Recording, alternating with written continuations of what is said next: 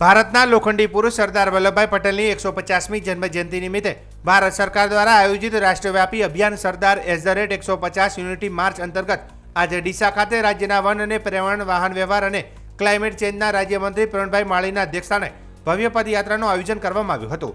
આ પદયાત્રા એકતા અને રાષ્ટ્ર પ્રત્યેની પ્રતિબદ્ધતાનું પ્રતીક બની હતી, જેમાં તમામ સમાજના લોકોએ ઉત્સાહભેર ભાગ લીધો હતો। દેશની એકતા, અખંડિતતા અને રાષ્ટ્ર નિર્માણમાં સરદાર સાહેબના યોગદાનને બિરદાવવા ઉદ્દેશ સાથે યોજાઈ આ પદયાત્રામાં અધિકારીઓ, યુવાનો, વિદ્યાર્થીઓ, સામાજિક સંસ્થાના પ્રતિનિધિઓ અને નગરજનો બહોળી સંખ્યામાં ઉત્સાહપૂર્વક જોડાયા હતા। પદયાત્રાનો પ્રારંભ ડીસા બગીચા સર્કલથી કરવામાં આવ્યો હતો, જ્યારે પદયાત્રાની પૂર્ણાહુતિ રાણપુર આથમણાવાસ ખાતે કરવામાં આવી હતી।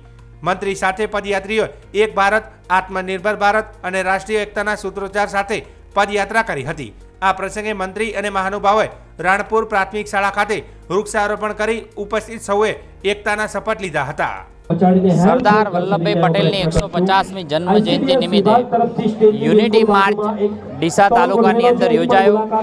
આજે 3 થી 4 હજાર લોકો આ યુનિટી માર્ચમાં જોડાયા છે। બાળકો, યુવાનો, મહિલાઓ, વડીલો, NGO તમામ લોકો આ યુનિટીમાં જોડાઈ અને આ પદયાત્રા સંપન્ન થઈ છે।